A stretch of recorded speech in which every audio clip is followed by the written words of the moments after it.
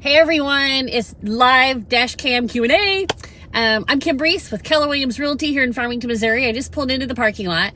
We're located at 124 Pine Street, which is right behind Licks, right behind Country Mart, next to the Karate Place.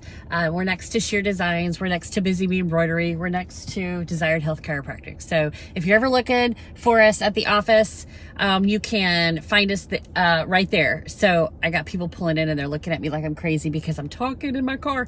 Okay, so today's Q&A. Do I have to use can I use any realtor? Who can I use to buy a house? Can I use any realtor? Do I have to use the person on the sign? Okay. Actually, this comes up a lot, you guys. If you're driving around and you're looking for houses and you don't have an agent and you see a house that you like, sure, call the person on the sign. But if you don't click with that person or you're not feeling it with that person, then find an agent that you like. The thing that I would suggest is if you are looking for a house or you're thinking about buying in the next 30 days, 60 days, 90 days, 6 months to a year, then I would ask your friends and family for some referrals, because some of them probably have had some experience with at least an agent. Hopefully they're going to say, call Kim Brees, right? Because that's what I would do. I would be like, oh my gosh, call Kim Brees, because number one, she's really fun when you guys go show property, and who doesn't want to do that? Anyway, so one thing that I would say is when you're looking for houses, don't switch around agents. Like, don't be a flip-flopper. Don't be calling everybody on each individual sign.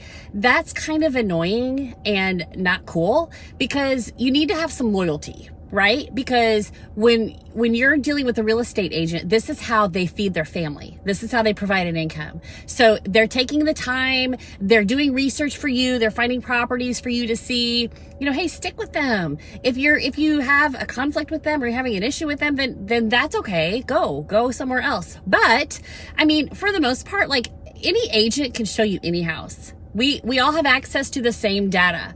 I can show you anybody's house that's listed for sale with the real estate sign. And pretty much I can probably show you any for sale by owner. I just have to call them and get permission, and that's not a big deal. So yeah, use an agent that you know, like, and trust, you guys. Don't just call everybody that's on the sign of a house that you want to see. So call somebody that you know, like, and trust. Call me. And then what was my other topic? I forgot what I typed. Do you have to do inspections? No. Nope. It's all on you. But if I'm going to spend that kind of money on a house, I would spend that small amount of money to definitely get an inspection. So the only time you have to get an inspection is if you have a government loan. If you have a USDA loan and it has a well and septic, you have to get the well water tested. If you are doing a VA loan, you have to do a termite inspection, which the seller reimburses you at closing, because the seller has to provide that.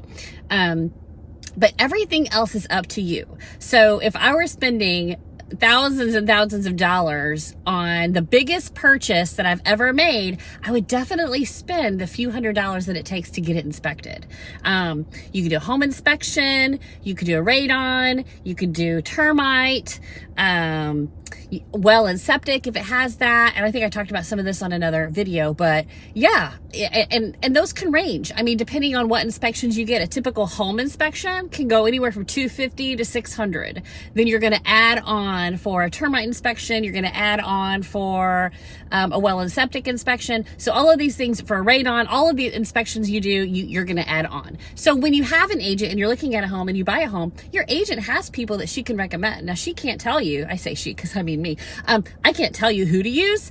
I can just give you a list of inspectors that I have worked with in the past that I know and trust that I would recommend that you could use. Now, it's all on you. You guys, as a buyer, you pay for all of your inspections up front.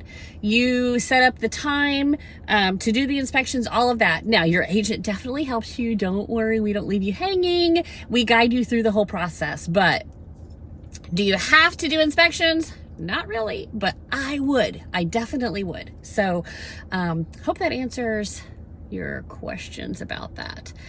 Hey, Mary, we've had some people hop on. So if this video is beneficial to someone that you know, of course, tag them below, share this video, give me some hearts, give me some love. And thanks for tuning in. Oh, and tomorrow on Tuesdays, you might see something fun from inside the office. So I'll keep that tight-lipped. Thanks for watching.